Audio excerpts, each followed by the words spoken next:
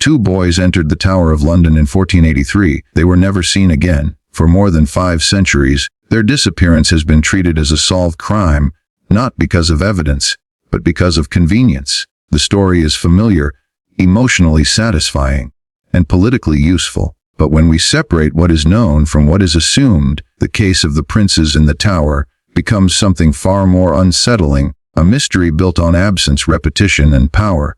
This is not a story about proving innocence or guilt. It is a story about how historical certainty is constructed, often without proof. The disappearance that defined a reputation. The princes in the tower were Edward V, 12 years old, and his younger brother Richard, Duke of York, 9 years old. As sons of King Edward IV, they stood at the center of England's dynastic future. When Edward IV died unexpectedly in 1483, the kingdom entered a moment of instability. Edward V was proclaimed king, but he was still a child. A protector was needed. Power had to be managed. That responsibility fell to his uncle, Richard III, then Duke of Gloucester. The boys were lodged in the Tower of London, officially not as prisoners, but as royal residents awaiting coronation. This was not unusual. The tower functioned as both palace and fortress. What followed was unusual. Edward V was never crowned. Parliament declared the marriage of Edward IV invalid, rendering the princes illegitimate. Richard was crowned king, and sometime thereafter, the boys disappeared from public view. No bodies were found. No contemporaneous confession exists. No trial was held. Yet within decades, blame solidified. The accusation that feels obvious at first glance, the case against Richard III seems almost self-evident. The reasoning appears straightforward, even intuitive. The princes disappeared. Richard benefited from their disappearance. Richard had physical access to them. Richard became king.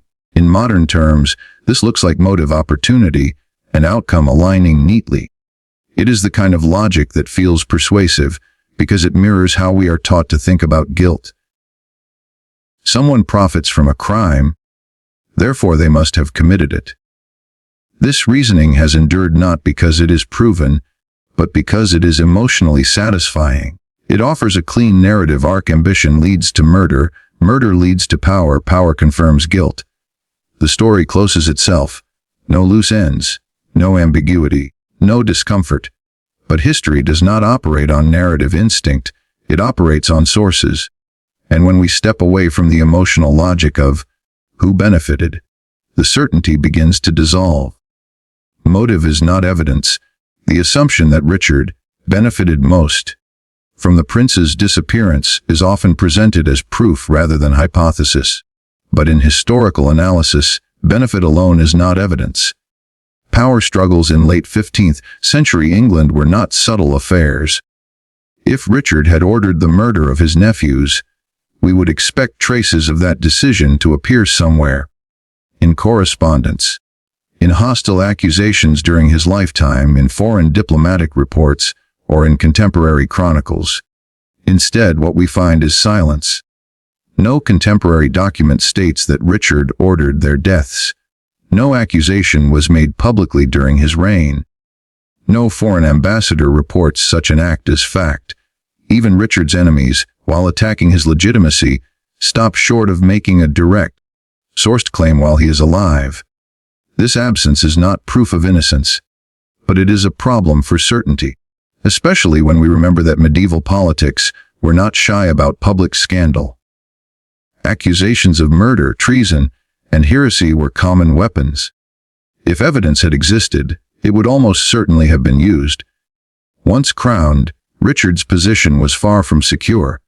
He faced rebellion, foreign threat, and dynastic uncertainty. If the princes were alive, they could be used against him. If dead, they could become martyrs. Killing them would have been a political risk, not a solution. Alternative actors existed. Rival factions, disgruntled nobles, even future Tudor interests had motive to remove or conceal the princes, either to destabilize Richard or to eliminate competing claims. This does not assign guilt elsewhere. It simply acknowledges that the field of possibility was broader than later narratives admit. Access does not equal action. Richard's access to the princes is another pillar of the assumption. As Lord Protector, he controlled the Tower of London. The princes were housed there. This proximity creates suspicion, but proximity alone does not establish agency. The tower was not a private chamber. It was a complex institution with guards, attendants, clerks, and officials. Orders moved through chains of authority. Actions required coordination. Secrecy was difficult. If the princes were murdered inside the tower, such an act would have required silence from multiple participants, not just in the moment, but for decades afterward. No confession survives. No witness account emerges. No death record exists. No burial location is known. Instead of evidence, we inherit assumption. The problem of timing. Another overlooked detail is timing. The princes disappeared sometime in 1483. Richard ruled for over 2 years afterward. During that time, rebellions broke out against him. His legitimacy was openly challenged. Rivals sought justification to remove him. Yet none of these movements publicly accused him of murdering the princes while he was alive. That accusation emerges later, after his death, under a new dynasty. This matters. Accusations made after a ruler's fall must be treated differently from accusations made while they can still defend themselves. Posthumous narratives are shaped by winners, not constrained by rebuttal. Contemporary silence. What was not said? The most striking feature of the prince's disappearance is not accusation, it is silence. During Richard's reign, no surviving contemporary source explicitly accuses him of murdering the boys. This includes foreign diplomats, hostile observers, and domestic critics. Rumors existed, but rumors are not evidence. If the princes had been publicly known to be dead, their absence could have been weaponized immediately. It was not. Even rebellions against Richard in 1483 and 1484 did not clearly center on the murder of the princes. This is notable. Medieval politics did not shy away from scandal when useful. The absence of early, explicit accusation does not prove innocence. But it does undermine certainty. The sources that shaped the story, most detailed accounts accusing Richard emerge after his death. Under Tudor rule, Thomas More wrote his account around 1513 to 1518, over 30 years after the events. Under the reign of Henry VIII, he described the murder in vivid detail, methods, motives, even emotional reactions. But More was not an eyewitness. He relied on hearsay and operated under a regime whose legitimacy depended on Richard being a villain. This matters. Historical sources are not neutral by default. They are shaped by context, patronage, and risk. Under the Tudors, portraying Richard as a child murderer was politically safe and useful. The story hardened not because new evidence emerged, but because repetition created authority. The Tudor context, the full articulation of Richard's guilt appears most clearly under Tudor rule. Henry VII had every incentive to solidify the idea that Richard was a child murderer. His own claim to the throne was tenuous. Portraying his predecessor as a moral abomination strengthened the legitimacy of his conquest. This does not mean the Tudors invented everything, but it does mean they controlled the narrative environment. In 1502, Sir James Tyrrell allegedly confessed to murdering the princes on Richard's orders, but this confession itself is not directly documented. We know of it only through later reports. Tyrrell was executed for treason, supporting a rival claimant, not for the murder of the princes. The timing, 17 years after Richard's death, raises questions about reliability and political convenience.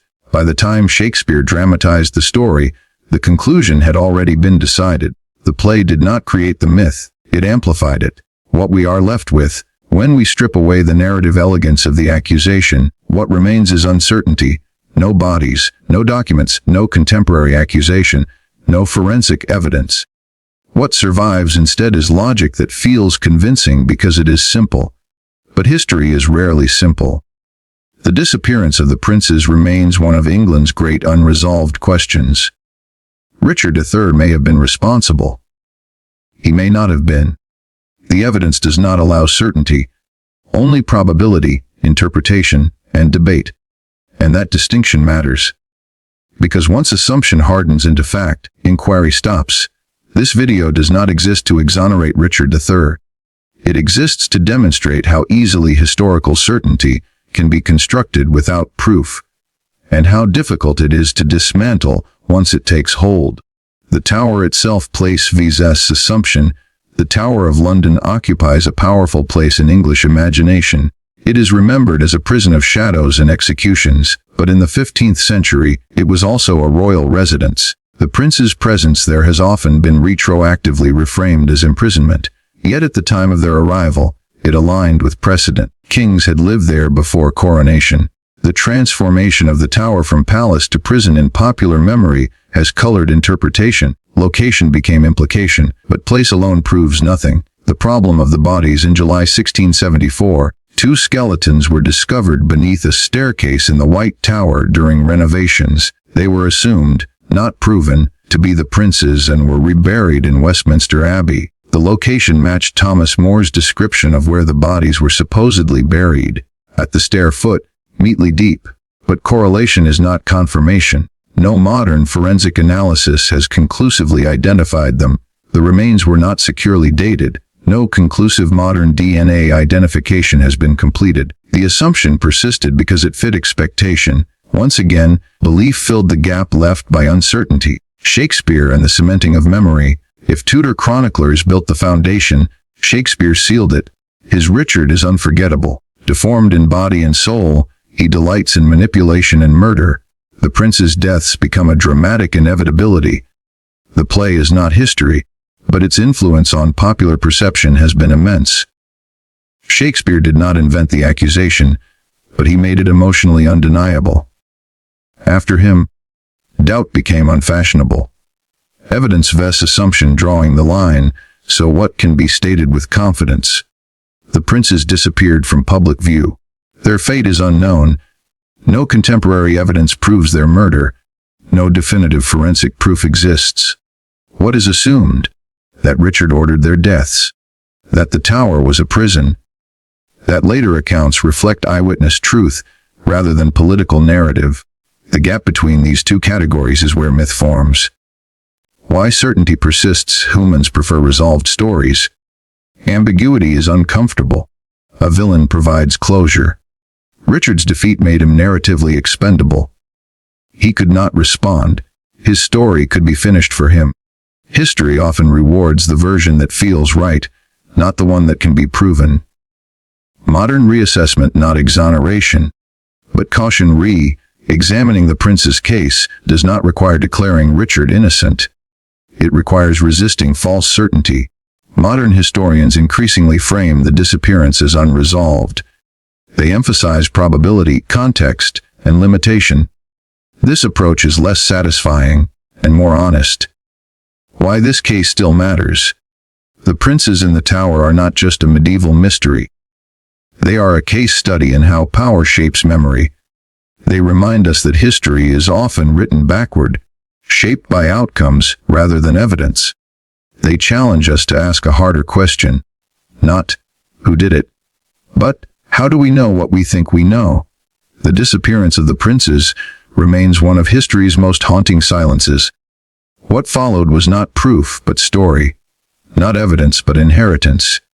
If history is to be more than repetition, it must remain open to doubt. If you want more history examined through evidence rather than assumption, subscribe to Time Teller Chronicles. Here, certainty is questioned, and time is allowed to speak.